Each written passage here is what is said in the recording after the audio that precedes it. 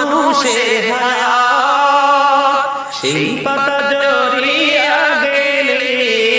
সেই পাতা জড়িয়া গেলে মতির নিশানা আজরাইল আসিলে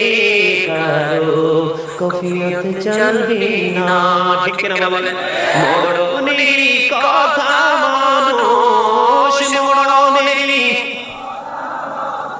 স্মরণ কেন করো না আজরাইল আসিলে কারো কফিয়ত চলবে না সিকান্দার এক বাদশা ছিলেন তার মতো